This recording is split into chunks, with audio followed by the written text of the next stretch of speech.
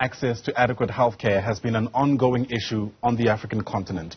This week, a video surfaced showing MEC for Health in Limpopo, Dr Phophi Ramathuba, addressing a foreign national, a patient at a hospital in Bilabila.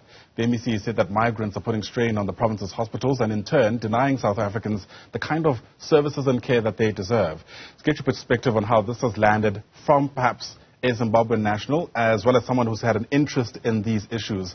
Bring in Zimbabwean journalist Hopewell Chin'ono, who joins us now via our video link this morning. Hopewell, it's great to have you on the program. Thanks so much indeed for making time to chat to us.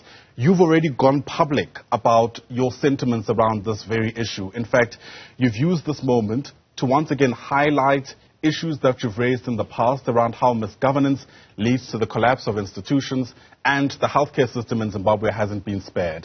With that in mind, though, allow me to push you and ask whether you think the MEC was justified in her treatment of this patient. Good morning, and thank you for having me. My attitude towards the MEC was that it's an argument and discussion for South Africans because it's something that happened in a South African hospital.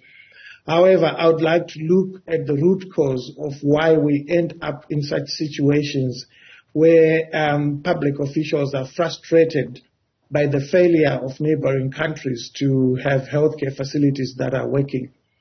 In Zimbabwe, we have central hospitals. They only require $50 million to run efficiently throughout the whole year. All our central hospitals today, they don't have basic things like paracetamol or gloves. That's why you're finding that Zimbabweans are having to come to South Africa out of necessity and not out of choice. We have the resources, we have the money to run these hospitals, but these resources are being plundered.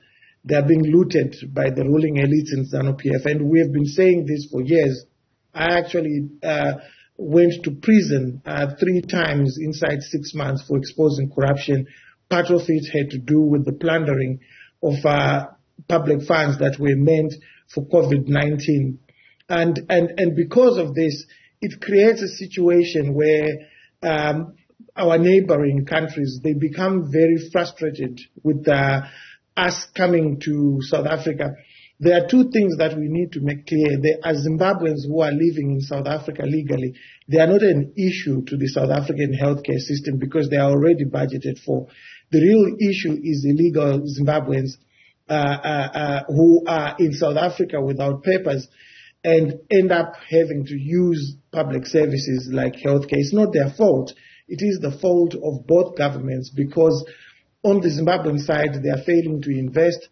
On the South African side, they are defending the ruling elites at ZANU-PF. President Ramaphosa goes around the world doing PR for the ZANU-PF regime in Harare, saying that the issues are to do with sanctions, and yet they are not. $10 billion has just gone missing. The government is failing to account for it. $10 billion would run all our central hospitals for 200 years. So the money is there, but it is being looted. So mismanagement within the upper echelons of both governments is obviously having a ripple effect on people on the ground, and I mean that quite literally. It's ordinary Zimbabweans and South Africans who suffer. I mean, to what extent do you reckon this moment, though, is likely to shift the dial, given your own experience about the ways through which Zimbabwean government officials shrug these news off, and as you've mentioned, the ways through which South African government officials protect them? I think it's important for both Zimbabweans and South Africans, ordinary citizens, to not focus too much on what the politicians want us to focus on, which is whether the MEC was right to talk in that way. That is a peripheral issue. It's a symptom of a bigger problem. And the bigger problem is that the Zimbabwean state has failed to provide health care. The first breach of ethics was done by the Zimbabwean government because the president and his government took an oath of office that they were going to provide health care to Zimbabweans. It's underwritten in our constitution. They failed to do that. So Zimbabweans need to focus on that breach of ethics by their own government instead of going after a foreign government official who is trying to look after the interests of South Africans. Of course, she could have put it in a better way. Yeah. But what essentially she was saying was that Zimbabweans, when they come to South Africa and they are involved in a car accident, she will provide treatment for them. But for elective treatment, which means pre-planned treatment, if I'm going to have heart surgery, it's something that is planned. Of course, it's only natural for South Africans to expect Zimbabweans to pay for those sort of services because they put a strain on the national fiscus of the South African government. That said, it's also important for the South African government, particularly the African National Congress, which is the ruling party in South Africa, to stop defending the excesses of their counterparts in Zimbabwe. Right now, we've got two members of parliament, Job Sikala and Godfrey Stole, and their 14 supporters who have been in prison for over 70 days. This is the abuse of human rights that we've been talking about all along, and yet the South African government keeps quiet. Yesterday, the opposition leader, Nelson Chamisa, went to a province called Mashonaland East.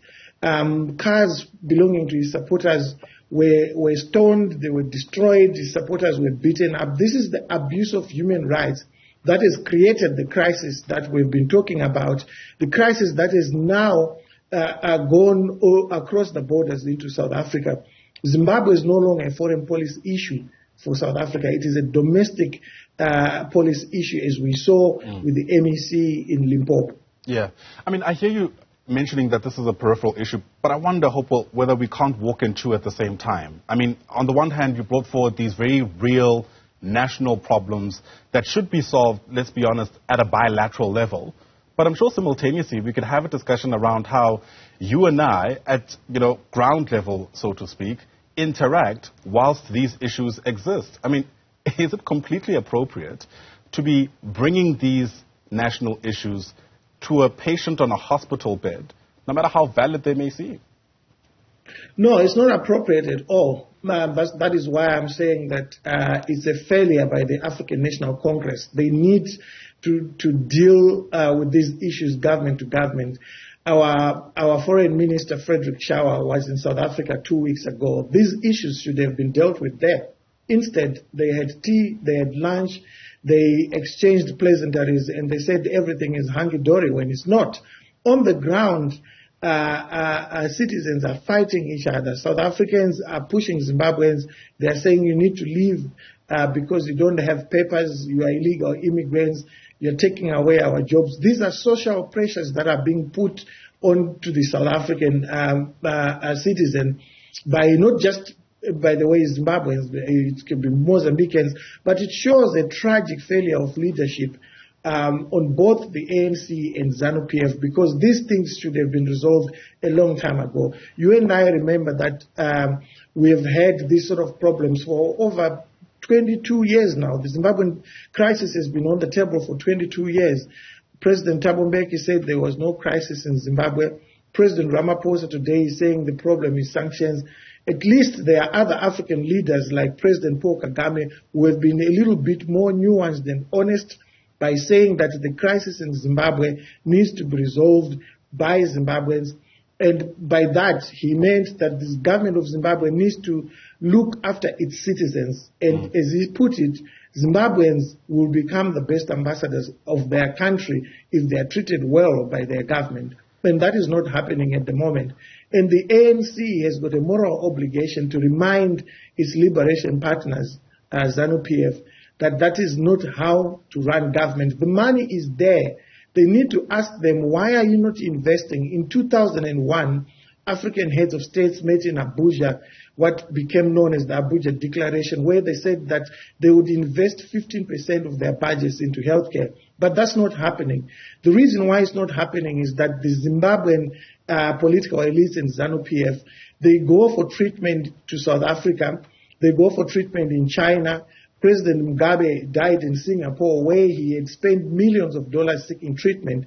He didn't care about the healthcare system in Zimbabwe because he didn't use it. Yet in South Africa, we've got a good example of a great leader, Nelson Mandela, who died in a public institution in his own country. He cared about public institutions because he used them. That is the problem that we are facing in Zimbabwe.